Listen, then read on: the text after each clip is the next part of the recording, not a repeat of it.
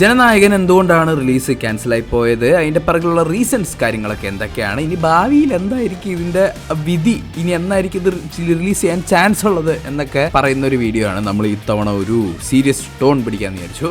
അതിനേക്കാൾ മുമ്പ് കഷ്ടപ്പെട്ട് ഞാൻ നമ്മുടെ ചാനലിന് വേണ്ടി ഒരു പുതിയ ഇൻട്രോ ഉണ്ടാക്കിയിട്ടുണ്ട്, അത് പോയി കണ്ടിട്ടോ.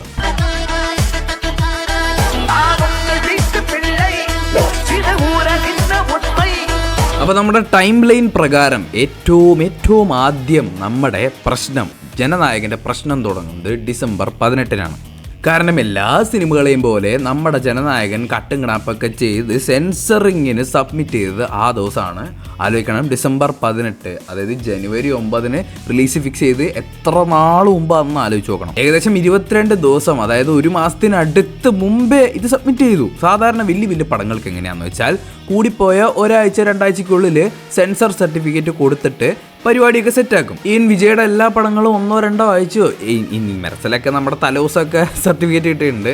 അങ്ങനെ അത്യാവശ്യം ഭയങ്കര റിലീസ് മാറ്റാൻ രീതിയിലൊന്നും അത്രയും വലിയ സീനാക്കിയിട്ട് അവർ എടുക്കാറില്ല. ജനനായകൻ സെൻസർ ബോർഡിൻ്റെ മുമ്പിൽ ഡിസംബർ 18-ന് ഈ പടം സബ്മിറ്റ് ചെയ്തു. ഡിസംബർ 22-ന് സെൻസർ ബോർഡുകാർ പറഞ്ഞു ഇതുപോലെ U/A സർട്ടിഫിക്കറ്റ് ആണ് ഇതിന് കൊടുക്കേണ്ടതെന്നും പറഞ്ഞ് ഇവർ കുറച്ച് കട്ട്സും കാര്യങ്ങളും മ്യൂട്ട് അങ്ങനത്തെ കുറേ സംഭവങ്ങൾ പറയുമല്ലോ, സെൻസർ ബോർഡാണല്ലോ. അപ്പോൾ അതൊക്കെ ചെയ്തിട്ട് കൊണ്ടുപോകാം, ഇത് U/A സർട്ടിഫിക്കറ്റ് ഉറപ്പാണെന്ന് പറയുന്ന സംഭവം അവർ പറഞ്ഞു. രണ്ടേ ദിവസത്തിനുള്ളിൽ തന്നെ ഈ സംഭവം, ഈ ഇഷ്യൂസൊക്കെ സോൾവ് ചെയ്തിട്ട് അവർ കട്ടിങ് കണാപ്പിംഗ് ഒക്കെ ചെയ്ത് ഡിസംബർ 24-ാം തീയതി തന്നെ അവർ റീസബ്മിറ്റ് ചെയ്തു.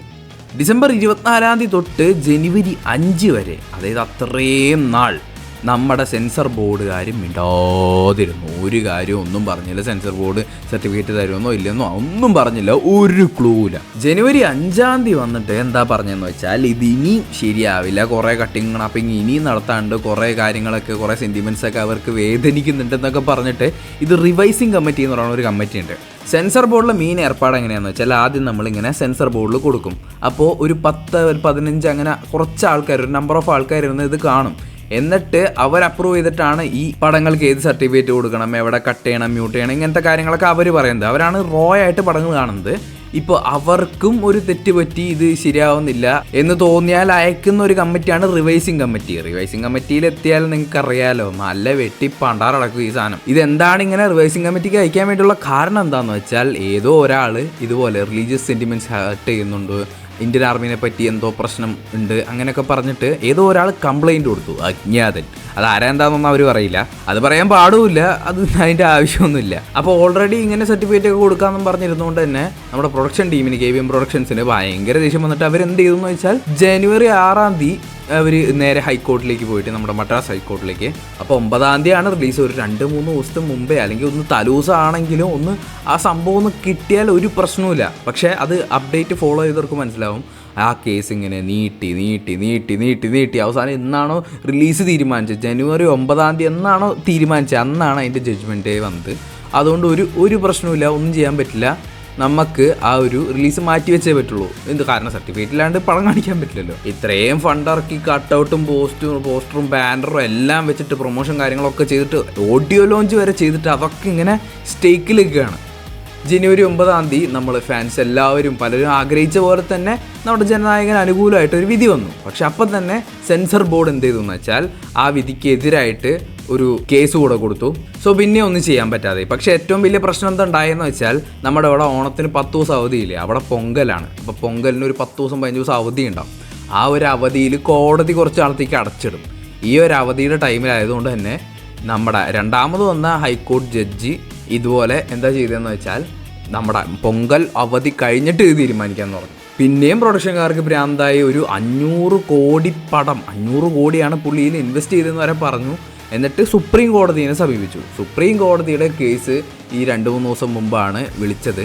സുപ്രീം കോടതി പറഞ്ഞു ഈ കാര്യത്തിൽ നമ്മളില്ലേന്ന്. അതായത് ഹൈക്കോർട്ടിൽ വെച്ച ആ ഒരു സംഭവം ഇങ്ങോട്ട് കൊണ്ടുവരണ്ട, ഹൈക്കോർട്ടിൽ തന്നെ വെച്ചാൽ മതി, ഇവിടെ എടുക്കാൻ പറ്റില്ല എന്ന് പറഞ്ഞു.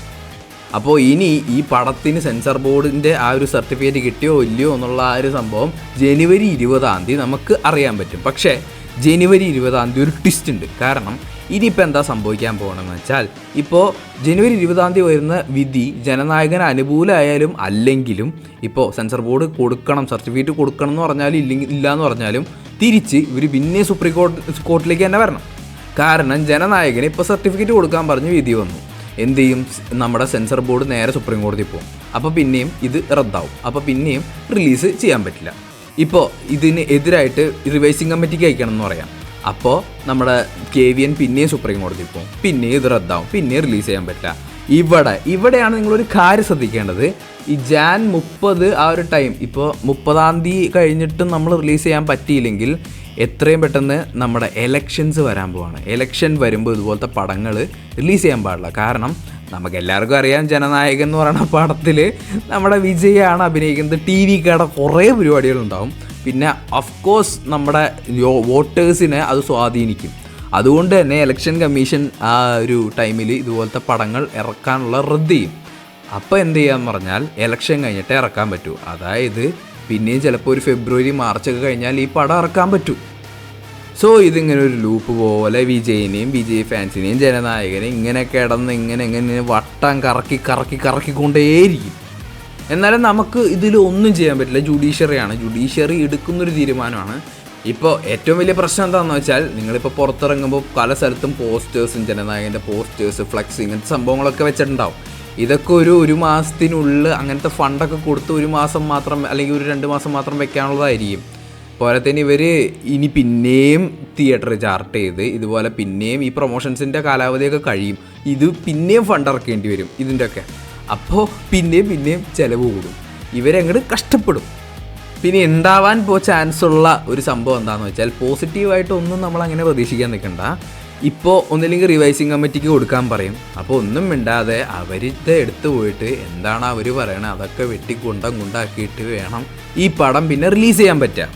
ഇല്ലെങ്കിൽ വേറൊരു സിനാറിയോ എന്താണെന്ന് വെച്ചാൽ, ഈ കേസ് ഇങ്ങനെ നടത്തി നമുക്ക് ഈ ഇലക്ഷനൊക്കെ കഴിഞ്ഞ് ചിലപ്പോൾ ഒരു മാർച്ചിലോ ഫെബ്രുവരിയിലോ അല്ലെങ്കിൽ ഏപ്രിലോ ആ ഒരു ടൈം ആകുമ്പോൾ ജനനായക റിലീസാവും. ഇങ്ങനെ ഒരു കയ്യാലപ്പുറത്ത് തേങ്ങ പോലെയാണ് നമ്മുടെ ഇപ്പോഴത്തെ വിജയ് ഫാൻസിൻ്റെയും അങ്ങനത്തെ ആ പടം വരണമെന്ന് ആഗ്രഹിച്ച പലരുടെയും അവസ്ഥ. ഏതാണെന്നൊന്നും നമുക്ക് പറയാൻ പറ്റില്ല. ചിലപ്പോൾ നമ്മൾ വിചാരിക്കുന്ന പോലെ പോസിറ്റീവായിട്ട് എന്തെങ്കിലുമൊക്കെ നടന്നേക്കാം, ചിലപ്പോൾ നെഗറ്റീവായിട്ടുള്ള എന്തെങ്കിലുമൊക്കെ നടന്നേക്കാം. എന്തായാലും നടക്കാനുള്ളത് നടക്കും. നമുക്ക് hope for the best, prepare for the worst. അതാണ് നമ്മുടെ ഒരു മോട്ടോ എന്ന് പറയുന്നത്. അതുപോലെ തന്നെ നമ്മുടെ Thalapathy Vijay special tribute video ഞാൻ ഇങ്ങനെ റെഡിയാക്കണം എന്നൊക്കെ വിചാരിച്ചുകൊണ്ടിരിക്കുകയാണ്. അപ്പോഴാണ് ഈ പടം പോസ്റ്റ്പോൺ ചെയ്തത്. അപ്പോൾ നമ്മുടെ ജനനായകൻ എന്ന് വരുന്നോ അന്ന് ആ ദിവസമേ നമ്മുടെ വീഡിയോയും വരൂ. അത് അനിശ്ചിത കാലത്തേക്ക് പോസ്റ്റ്പോൺ ചെയ്തേക്കാണ്. നമ്മുടെ വീഡിയോ അന്ന് മാത്രം, ജനനായകൻ എന്ന് റിലീസാവുന്ന അന്ന് വരുള്ളൂ. അന്ന് പിന്നെ നമുക്ക് എല്ലാവർക്കും അറിയുന്ന പോലെ വൺ ലാസ്റ്റ് ടൈം വിജയുടെ അവസാനത്തെ പടമാണല്ലോ, ഒരു അത്യാവശ്യം കുറച്ച് കുലുങ്ങുന്ന ഒരു ടൈപ്പ് പ്രശ്നം കൂടി വരട്ടെ, നമുക്കൊന്ന് നല്ലൊരു ത്രില്ലുള്ളൂ. അതെ അപ്പോൾ ഇത് ജസ്റ്റ് വൺ ലാസ്റ്റ് ടൈം അടി കൂടെ ആവട്ടെ, എന്തെങ്കിലും ആവട്ടെ. പിന്നെ വിജയ് ഇത് കഴിഞ്ഞിട്ട് പൊളിറ്റിക്സിൽ പോവാണല്ലോ, പൊളിറ്റിക്സ് ഇറങ്ങട്ടെ, സെറ്റായിട്ട് വരട്ടെ എല്ലാത്തിലും. പുള്ളിക്ക് ഒരു ഗോളുണ്ട്, അതിൻ്റെ ഒരു രീതിയിൽ പുള്ളിയും പോട്ടെ.